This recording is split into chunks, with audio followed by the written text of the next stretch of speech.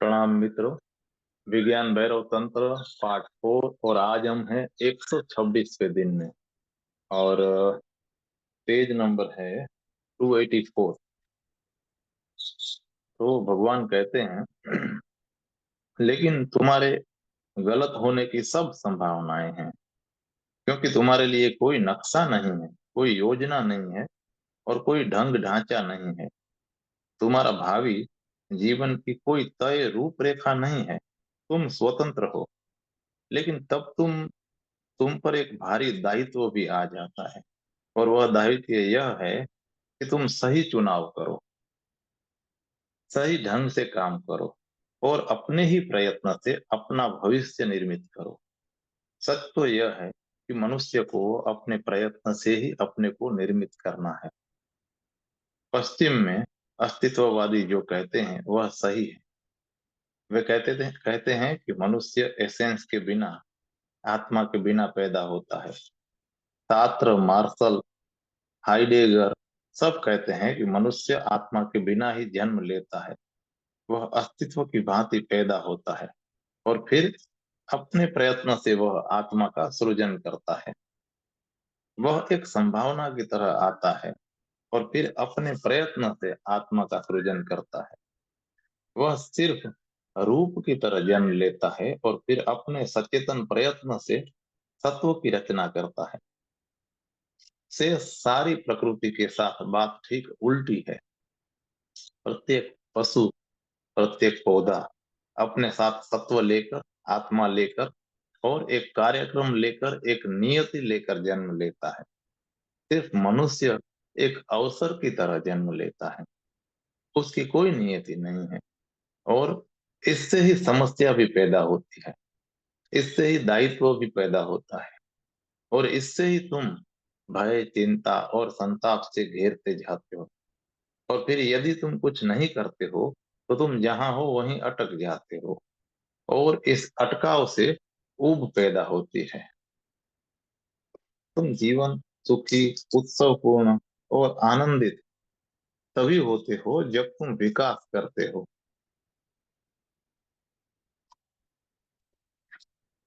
जब तुम बढ़ते हो, जब विस्तार पाते हो, जब तुम आत्मा का सृजन करते हो। असल में जब तुम परमात्मा से आविष्ट होते हो, जब परमात्मा तुम्हारे गर्भ में विस्तार पाता है, जब तुम परमात्मा को जन्म देते हो। तंत्र के लिए परमात्मा आरंभ नहीं है, परमात्मा अंत है। परमात्मा सृष्टा नहीं है, परमात्मा विकास का चरम बिंदु है, परम शिखर है। वह अंतिम है, प्रथम नहीं। वह अल्फा नहीं, ओमेगा है। और जब तक तुम गर्भवान नहीं होते, जब तक तुम अपने भीतर जीवन को नहीं पालते, जब तक तुम ऊब से पीड़ित, तब तक तुम ऊब से पीड़ित ही रहोगे। क्योंकि तब तक तुम्हारा जीवन व्यर्थ होगा। उससे कुछ सार्थक नहीं होने वाला है, उसमें कोई फल नहीं लगने वाला है और उससे ही ऊब पैदा होती। तुम इस अवसर को विकास का साधन बना सकते हो या इसे गंवा सकते हो और आत्मघात का कारण बना सकते हो। यह तुम पर निर्भर है। क्योंकि मनुष्य आत्महत्या कर सकता है, इसलिए मनुष्य ही आध्यात्मिक विकास कर सकता है।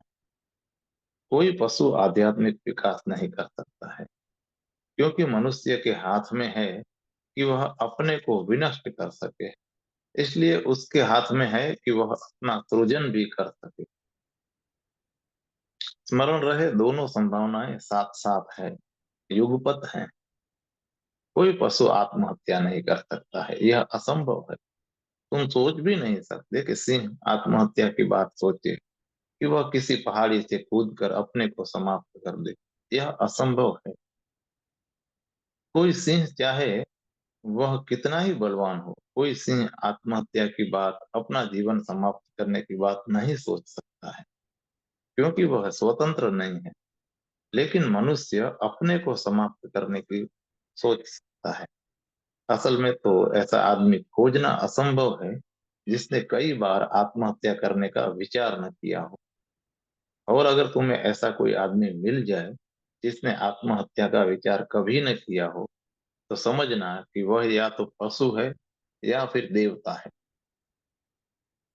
आत्मघात बुनियादी रूप से मानवीय घटना है, लेकिन इसके साथ ही एक दूसरा द्वार खुलता है कि तुम अपना सृजन भी कर सकते हो। यह तो सच है कि दोनों द्वार युगपत खुलते हैं। तुम अपना सृजन कर सकते हो क्योंकि तुम अपना विनाश भी कर सकते हो। कोई पशु अपना सृजन नहीं कर सकता है, तुम अपना सृजन कर सकते हो। और यदि तुम अपना सृजन नहीं करते तो तुम अपना विनाश करने लगोगे।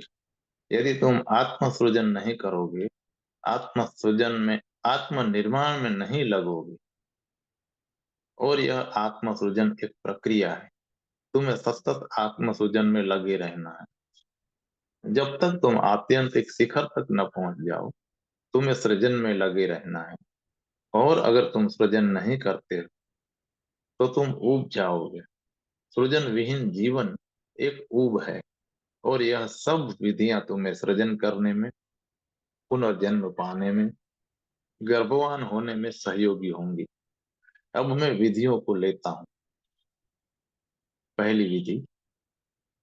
यह विधि बहुत सरल है और सचमुच अद्भुत विधि है।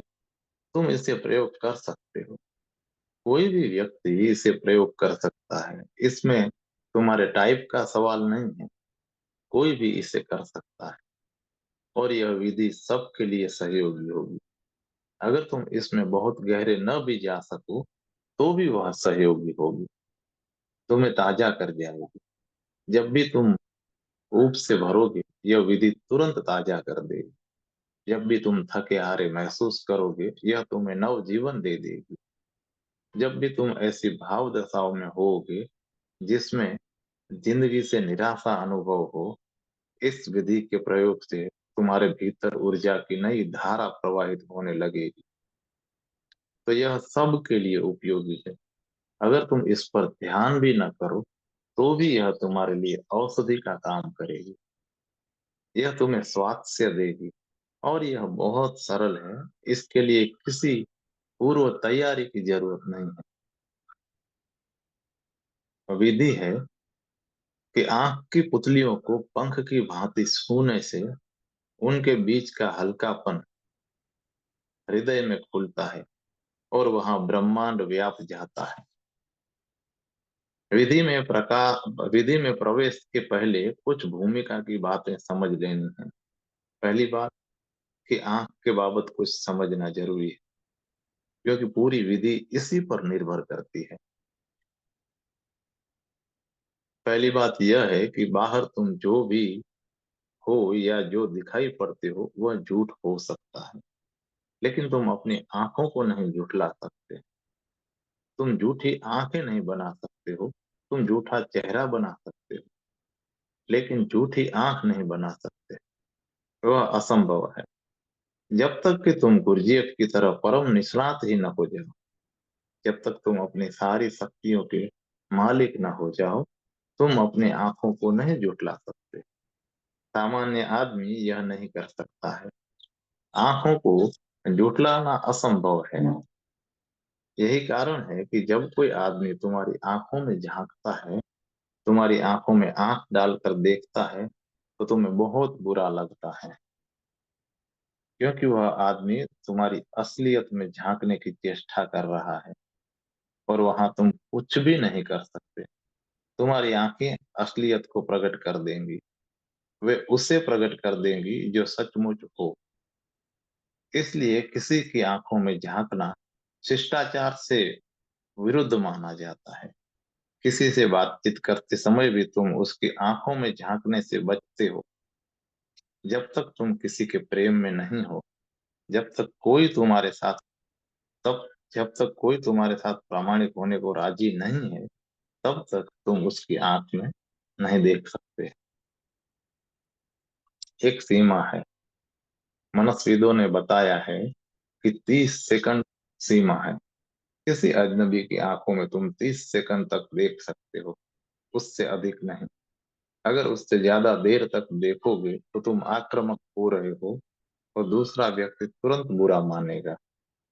हाँ, बहुत दूर से तुम किसी की आंख में देख सकते हो, क्योंकि तब दूसरे को उसका बोध नहीं होता है।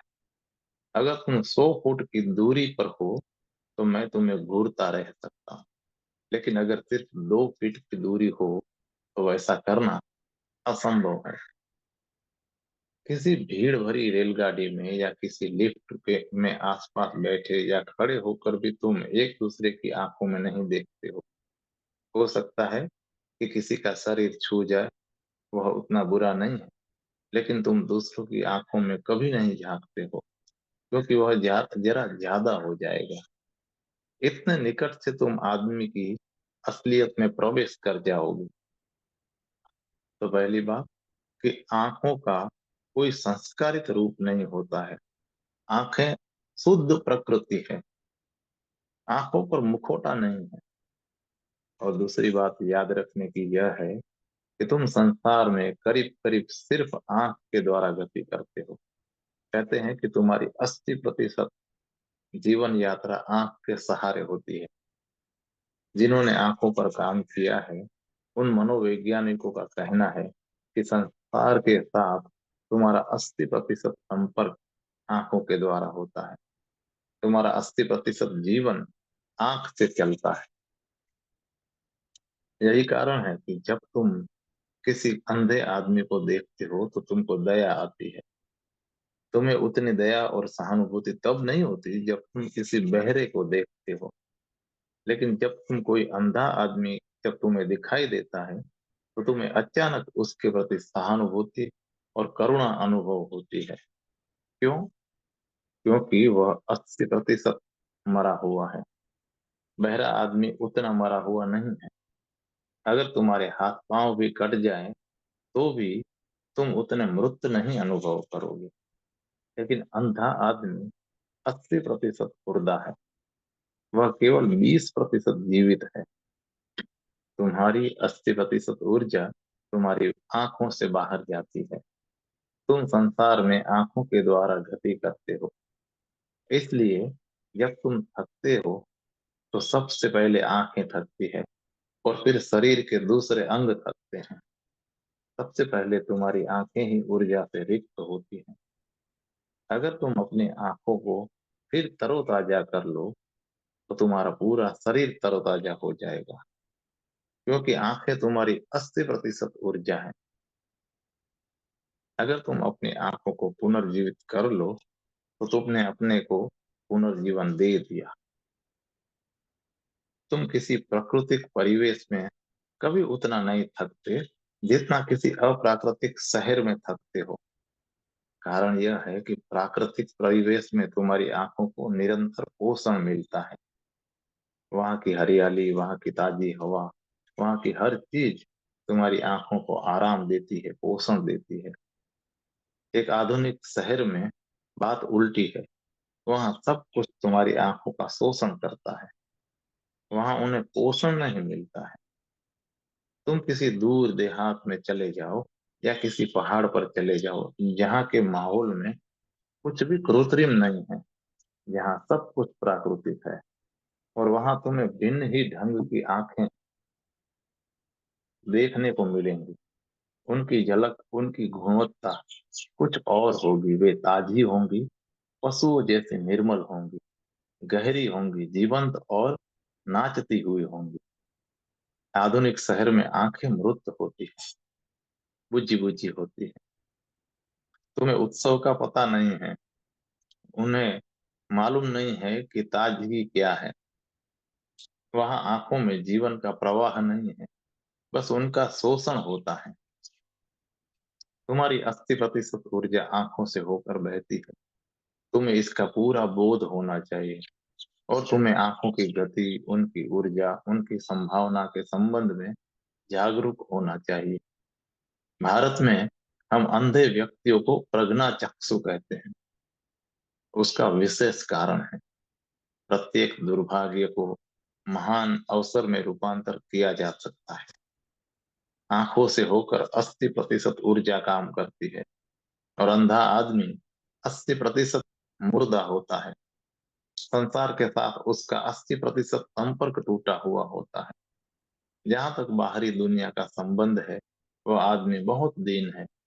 लेकिन अगर वह इस अंधे होने के अवसर का उपयोग करना चाहे, तो वह 80% ऊर्जा का उपयोग अपने आंतरिक जगत के आविष्कार के लिए कर सकता है। यह 80% ऊर्जा, जिसके बहने का सामान्य द्वार बंद है, बिना उपयोग के ही रह जाती है, यदि वह उसकी कला नहीं जानता है। तो उसके पास 80% ऊर्जा का भंडार पड़ा है, और जो ऊर्जा सामान्यतः बहिर्यात्रा में लगती है, वही ऊर्जा अंतर यात्रा में लग सकती है। अगर वह उसे अंतर यात्रा में संलग्न करना जान ले, तो वह प्रज्ञाचक्षु हो जाएगा, विवेकवान हो जाएगा। तो अंधा होने से कोई प्रज्ञाचक्षु नहीं हो जाता है, लेकिन वह हो सकता है।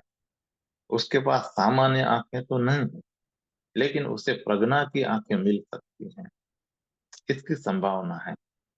हमने उसे प्रज्ञाचक्षु नाम यह बोध देने के इरादे से दिया है कि वह इसके लिए दुख न माने कि उसे आंखें नहीं है। वह अंतर्चक्षु निर्मित कर सकता है। उसके पास 80% ऊर्जा का भंडार अछूता पड़ा है, जो आंख वालों के पास नहीं है। वह उसका उपयोग कर सकता है। वह अंतर यात्रा कर सकता है। यदि अंधा आदमी बोधपूर्ण नहीं है, तो भी वह तुमसे ज्यादा शांत होता है, ज्यादा विश्राम पूर्ण होता है। किसी अंधे आदमी को देखो, वह ज्यादा शांत, उसका चेहरा ज्यादा विश्राम पूर्ण है। वह अपने आप में संतुष्ट है, उसमें असंतोष नहीं है।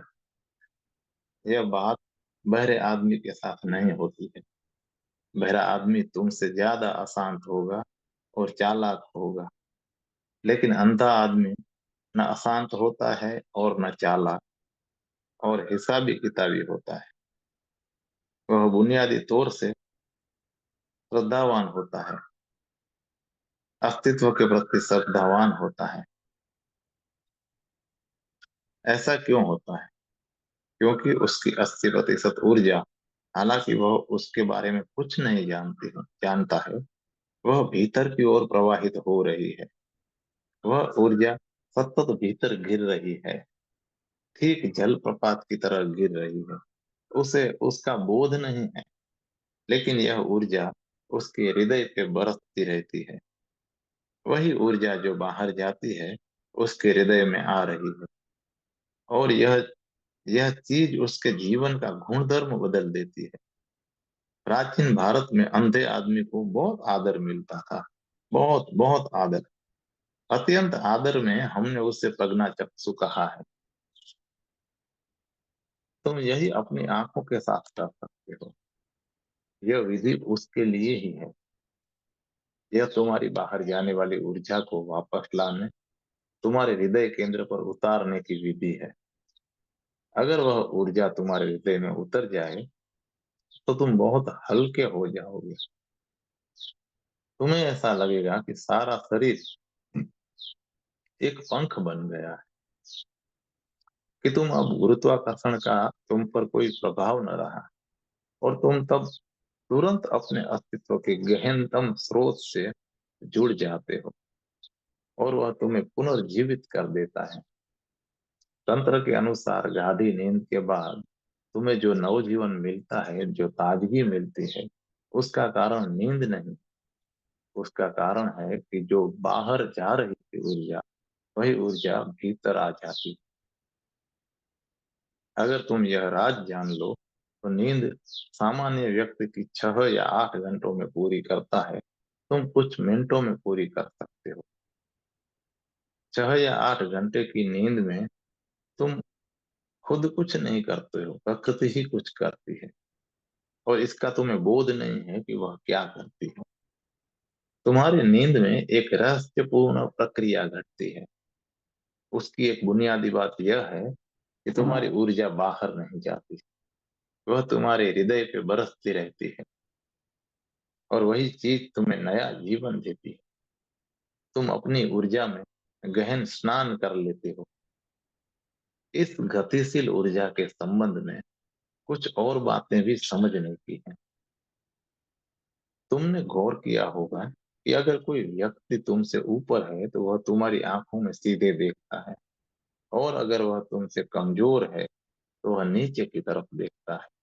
नौकर, गुलाम या कोई भी कम महत्व का व्यक्ति अपने से बड़े व्यक्ति की आंखों में नहीं देखेगा, लेकिन बड़ा आदमी घूर सकता है, सम्राट घूर सकता है।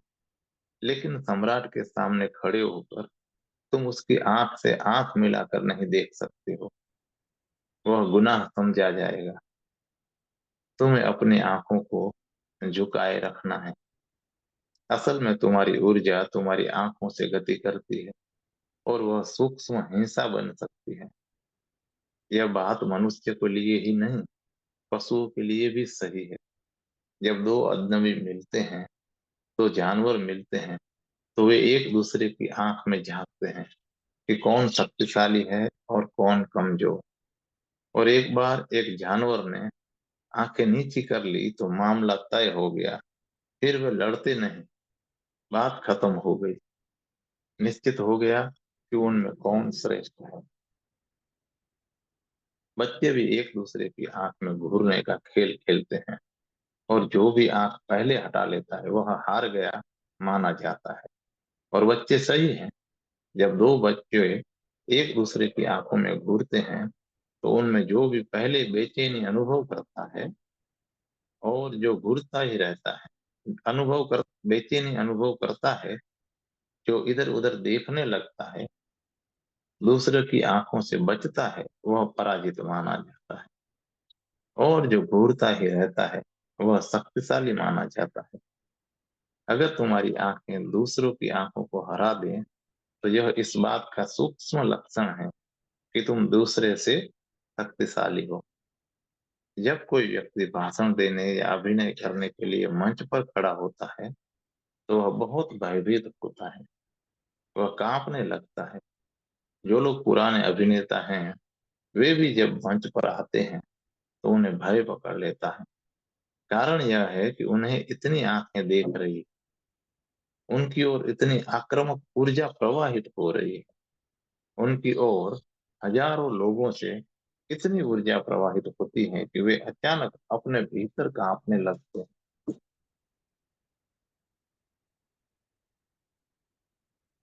एक सूक्ष्म ऊर्जा आंखों से प्रवाहित होती है।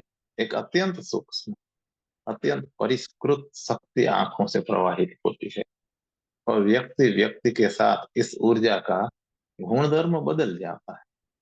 बुद्ध की आंखों से एक तरह की ऊर्जा प्रवाहित होती है, और हिटलर की आंखों से सर्वथा भिन्न तरह की ऊर्जा प्रवाहित होती है। अगर तुम बुद्ध की आंखों में देखो, तो पाओगे कि वे आंखें तुम्हें बुला रही है और तुम्हारा स्वागत कर रही है। बुद्ध की आंखें तुम्हारे लिए द्वार बन जाती है। और अगर तुम हिटलर की आंखों में देखोगे, तो पाओगे कि वे तुम्हें अस्वीकार कर रही हैं, तुम्हारी निंदा कर रही हैं, तुम्हें दूर हटा रही हैं। हिटलर की आंखें तलवार जैसी हैं, और बुद्ध की आंखें कमल जैसी हैं। हिटलर की आंखों में हिंसा है, बुद्ध की आंखों में करुणा है। आंखों का गुणधर्म अलग अलग है। देर अबेर हम आंख की ऊर्जा को नापने की विधि खोज लेंगे, और तब मनुष्य के संबंध में जानने को बहुत नहीं बचेगा। सिर्फ आंख की ऊर्जा, आंख का गुणधर्म बता देगा कि उसके पीछे किस किस्म का व्यक्ति छिपा है। देर अबेर इसे नापना संभव हो जाएगा। यह सूत्र, यह विधि इस प्रकार से है कि आंख की पुतलियों को पंख की भांति छूने से उनके बीच का हल्कापन हृदय में खुलता है, और वहां ब्रह्मांड व्याप्त जाता है। यहाँ आंख की पुतलियों को पंख की भांति छूने से दोनों हथेलियों का उपयोग करो, उन्हें अपनी आंखों पर रखो, और हथेलियों से पुतलियों को स्पर्श करो, जैसे पंख से उन्हें छू रहे हो। पुतलियों पर जरा भी दबाव मत डालो। अगर दबाव डालते हो, तो तुम पूरी बात ही चूक गए, तब पूरी विधि ही व्यर्थ हो गई। कोई दबाव मत डालो, बस पंख की तरह छुओ। ऐसा स्पर्श पंखवत स्पर्श धीरे धीरे आएगा। आरंभ में तुम दबाव दोगे, इस दबाव से इस दबाव को कम से कम करते जाओ, जब तक दबाव बिल्कुल न मालूम हो। तुम्हारी हथेलियां पुतलियों को स्पर्श भर करे, मात्र स्पर्श। इस स्पर्श में जरा भी दबाव न रहे। यदि जरा भी दबाव रह गया हो तो फिर विधि काम नहीं करेगी। इसलिए इसे आंखों से पंख का स्पर्श कहा गया है। क्यों? क्योंकि जहां सुई से काम चले वहां तलवार चलाने से क्या होगा। कुछ काम है जिन्हें सुई ही कर सकती है, उन्हें तलवार नहीं कर सकती है। अगर तुम पुतलियों पर दबाव देते हो तो स्पर्श का गुण बदल गया, तब तुम आक्रामक हो गए। और जो ऊर्जा आंखों से बहती है वह बहुत सूक्ष्म है, बहुत बारीक है। जरा सा दबाव और एक संघर्ष, एक प्रतिरोध पैदा हो जाता है। दबाव पड़ने से आंखों से बहने वाली ऊर्जा लड़ेगी, प्रतिरोध करेगी, एक संघर्ष चलेगा। तो बिल्कुल दबाव मत डालो। आंख की ऊर्जा को हल्के से दबाव का भी पता चल जाता है। वह बहुत सूक्ष्म है, कोमल है। तो दबाव बिल्कुल नहीं। तुम्हारी हथेलियां पंख की तरह पुतलियों को ऐसे छुए जैसे न छू रही हो। आंखों को ऐसे स्पर्श करो कि वह स्पर्श पता भी न चले, किंचित भी दबाव न पड़े। बस हल्का सा एहसास हो कि हथेली पुतली को छू रही है, बस। अब इससे क्या होगा? जब तुम किसी दबाव के बिना स्पर्श करते हो तो ऊर्जा भीतर की ओर गति करने लगती है। और अगर दबाव पड़ता है तो ऊर्जा हाथ से लड़ने लगती है और वह बाहर चली जाती है। लेकिन अगर हल्का सा स्पर्श हो, पंख स्पर्श हो, तो ऊर्जा भीतर की तरफ बहने लगती है। एक द्वार बंद है, बाहर का द्वार बंद है और ऊर्जा पीछे की तरफ लौट पड़ती है। और जिस क्षण ऊर्जा पीछे की तरफ लौट बहने लगी, तुम अनुभव करोगे कि तुम्हारे पूरे चेहरे पर और ऊर्जा और तुम्हारे सिर में एक हल्कापन फैल गया। यह प्रतिक्रमण करती हुई ऊर्जा को पीछे लौटती ऊर्जा ही तुम्हें हल्का बनाती है। और इन दो आंखों के मध्य में तीसरी आंख है, प्रज्ञा चक्षु है। इन्हीं दो आंखों के माध्यम से शिव नेत्र है। आंखों से पीछे की ओर बहने वाली ऊर्जा तीसरी आंख पर चोट करती है और उसके कारण ही तुम हल्कापन महसूस करते हो। जमीन से ऊपर उठते मालूम पड़ते हो, मानो गुरुत्वाकर्षण समाप्त हो गया हो। और यही ऊर्जा तीसरी आंख से चलकर हृदय पर उतरती है। यह शारीरिक प्रक्रिया है। बूंद बूंद ऊर्जा नीचे गिरती है, हृदय पर बरसती है और तुम्हारे हृदय में बहुत हल्कापन महसूस होता है।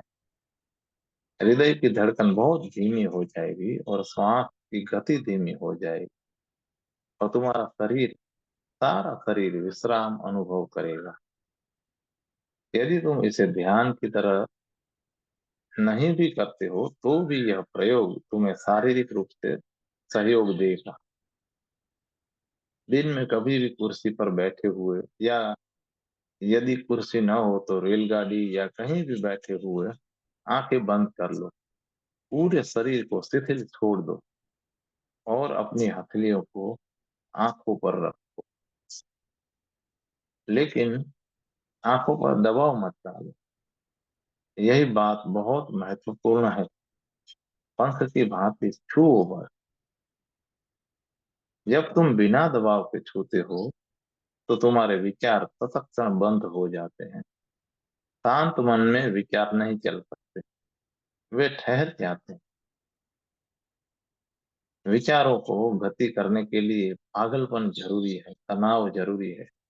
विचार तनाव के सहारे जीते हैं। जब आंखें मौन, शिथिल और शांत हैं और ऊर्जा पीछे की तरफ गति करने लगती है, तो विचार ठहर जाते हैं। तुम्हें एक सूक्ष्म सुख का अनुभव होगा जो प्रगाढ़ होता जाता है। दिन में यह प्रयोग कई बार करो। एक क्षण के लिए भी यह छूना अच्छा रहेगा। जब भी तुम्हारी आंखें थक जाए, जब भी उनकी ऊर्जा चुक जाए, वे बोझिल अनुभव करें, जैसा कि पढ़ने, फिल्म देखने या टीवी देखने से होता है, तो आंखें बंद कर लो और उन्हें स्पर्श करो। उसका असर तत्क्षण होगा।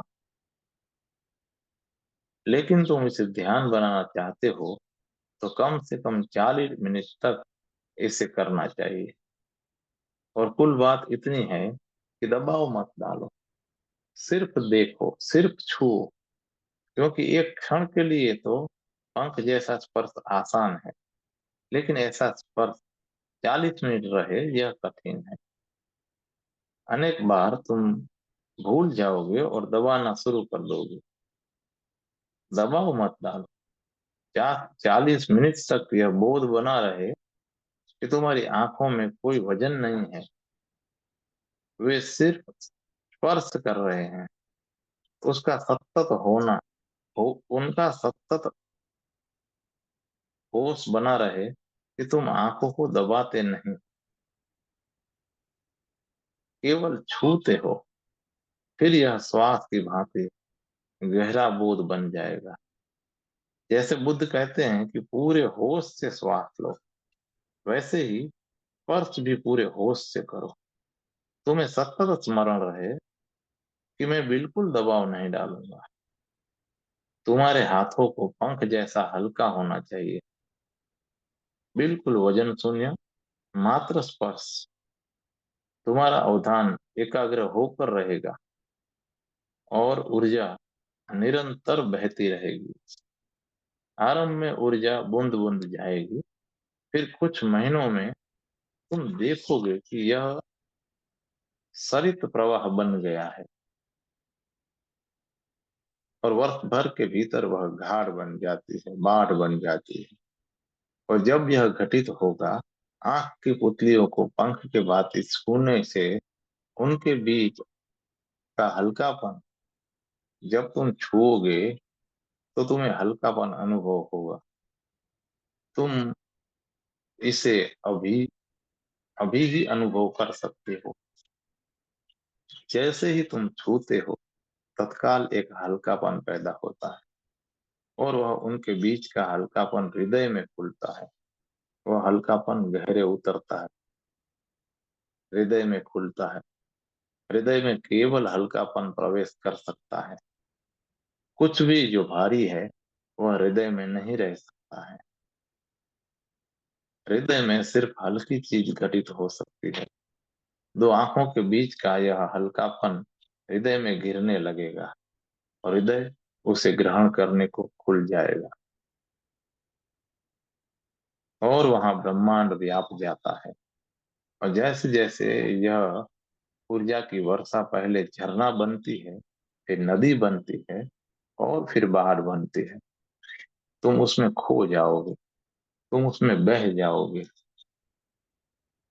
तुम्हें अनुभव होगा कि तुम नहीं हो। तुम्हें अनुभव होगा कि सिर्फ ब्रह्मांड है। श्वास लेते हुए, श्वास छोड़ते हुए तुम ब्रह्मांड ही हो जाओगे। तब श्वास के साथ साथ ब्रह्मांड ही भीतर आएगा और ब्रह्मांड ही बाहर जाएगा। तब अहंकार जो तुम्हें तब अहंकार जो तुम सदा रहे हो, वो नहीं रहेगा। तब अहंकार गया। यह विधि बहुत सरल है, इसमें कोई खतरा नहीं है। तुम जैसे चाहो इसका प्रयोग कर सकते हो, लेकिन इसके सरल होने के कारण ही तुम इसे करने में भूल भी कर सकते हो। पूरी बात इस पर निर्भर है कि दबाव के बिना छूना है। तुम्हें यह सीखना पड़ेगा, प्रयोग करते रहो। एक सप्ताह के भीतर यह सध जाएगा। अचानक किसी दिन तुम दबाव दिए बिना छूओगे, तुम्हें तत्क्षण वह अनुभव होगा जिसकी मैं बात कर रहा हूँ। एक हल्कापन, हृदय का खुलना और किसी चीज का सिर से हृदय में उतरना अनुभव होगा।